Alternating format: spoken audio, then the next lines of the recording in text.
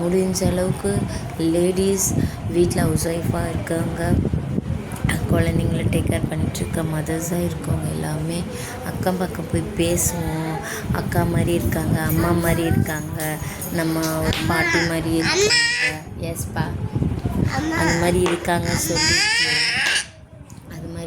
சொல்லிட்டு தோன்றது உங்கள் வீட்டில் நடக்கிறது, உங்கள் லைஃப்பில் நடக்கிறது, ஹஸ்பண்ட் அண்ட் ஒய்ஃப் உங்கள் ஃபேமிலிக்குள்ளே இருக்க விஷயத்தை செஞ்சு நம்பி போய் சொல்லிடுறதுங்க கைஸ். இந்த வண்டு வர சுத்தமாக அடங்கவே மாட்டேது பார்த்தீங்களா. நம்பாதீங்க, யாரையும் நம்பாதீங்க. உங்கள் பேரண்ட்ஸை தாண்டி உங்கள் கூட பிறந்த சிஸ்டர்ஸ் பிரதர்ஸ்க்கு நல்லவங்களாக இருந்தால், உங்களோட எமோஷன்ஸை புரிஞ்சு நடந்துக்கிறவங்களா இருந்தால் கூட ஷேர் பண்ணுங்கள். அதர்வைஸ் அவங்கக்கிட்டே ஷேர் பண்ணாதீங்க. உங்கள் அம்மா அப்பா தவிர இந்த உலகத்தில் யாருமே எனக்கு தெரிஞ்சு கைஸ், என்னுடைய எக்ஸ்பீரியன்ஸை வச்சு சொல்கிறேன். நீ என்ன எக்ஸ்பீரியன்ஸ் பண்ணிவிட்டு உனக்குன்னா அவ்வளோ பெருசாக நீ என்ன தாண்டி வந்துட்டியா நான் பார்த்த வரைக்கும் நம்பாதீங்க, தயவுசெய்து நம்பாதீங்க. உங்களுக்கு கடவுள் பக்தி இருந்தால், கடவுளை நம்புகிறவங்களா இருந்தால் ஒரு விளக்கு ஏற்றி வச்சு சாமிக்கிட்ட போய் ப்ரே பண்ணுங்கள். விளக்கு ஏற்றணுக்கும் அவசியம் இல்லை, கையை எடுத்து கும்பிடுங்கள். அமைதியாக கூட உங்கள் பெட்ரூமில், உங்களோட லிவிங் ரூமில், எங்கே உங்களுக்கு பிடிச்சிருக்கோ அந்த இடத்துல உட்காந்து அமைதியாக எதையாவது அமைதியாக உங்களுக்குள்ளே நம்ம என்ன பண்ணோம், இன்றைக்கி என்ன பண்ணணும், நாளைக்கு என்ன அந்த மாதிரி யோசிங்க. பண்ண தப்பு கூட ரியலைஸ் பண்ணி அதை இந்த மாதிரி பண்ணக்கூடாதுன்னு நீங்கள் முடிவு பண்ணிக்கோங்க. அதை விட்டு அவங்கக்கிட்ட பேசினா தான் எனக்கு ஒரு ரிலீஃபாக இருக்குது. நீங்கள் என்னைக்கு அந்த கம்ஃபர்ட் ஜோன் உள்ள போகிறீங்களோ, நம்ம மனசுக்குள்ளே இருக்கிறது யாருக்கிட்ட சொன்னால் தான் நமக்கு ரிலீஃபாக இருக்குதுன்னு நினைக்கிறீங்களோ, கண்டிப்பாக அது பெரிய டேஞ்சரஸ்.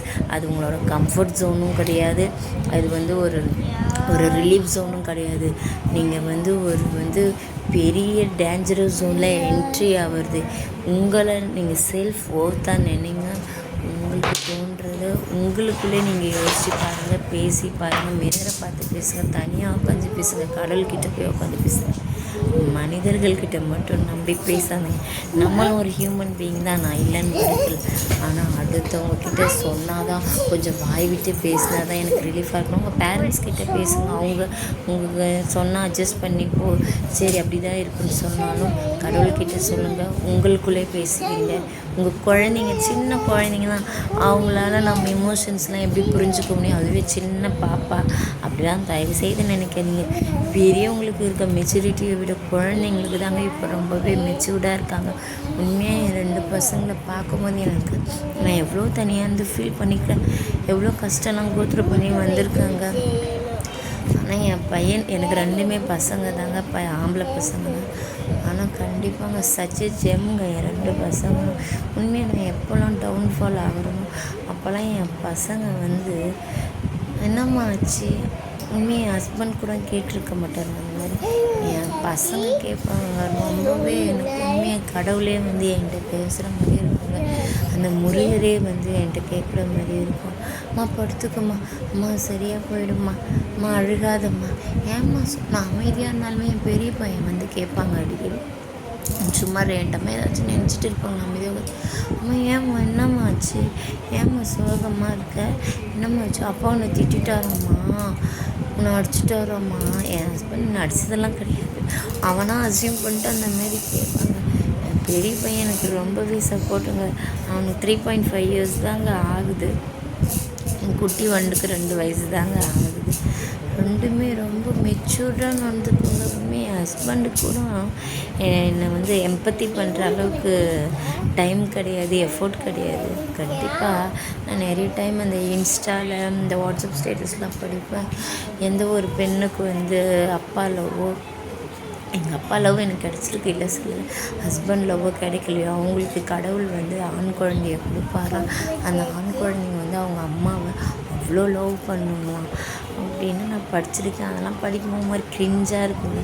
ஆனால் அது இப்போ நான் இப்போ now I mean that term என்னும்போது எனக்கு ரொம்பவே சந்தோஷமாக இருக்குது, நல்லா இருக்குது.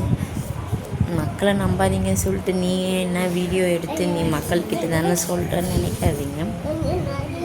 நம்மளை மாதிரி நிறைய பேர் இருப்பாங்கள்ல, ஸோ என்ன மாதிரி நிறைய பேர் கூட ஃபீல் பண்ணிகிட்டு இருக்கலாம் வீட்டில். ஸோ அவங்களுக்கு இதை பார்க்கும்போது சின்ன ஒரு மொமெண்ட்டை சேஞ்ச் பண்ணுறதா கூட இருக்கணும் நான் நம்புகிறேன்.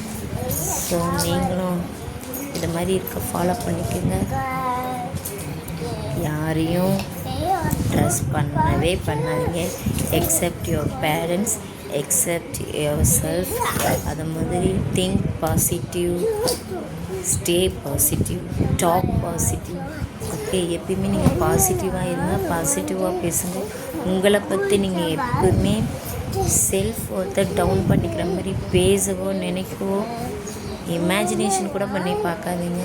நம்ம தான் நமக்கு குவீனு, நம்ம தான் நமக்கு கிங்கு, நம்ம தான் நமக்கு லீடர், நம்ம தான் நமக்கு எல்லாமே அப்படின்ட்டு நீங்களே நினச்சிக்கணும். உங்களுடைய செல்ஃப் ஒர்த்தை மட்டும் என்றைக்கு குறைச்சி மதிப்பிடாதீங்க. இது நான் என் லைஃப்பில் நான் கற்றுக்கிட்ட பெரிய ஒரு லெசன்.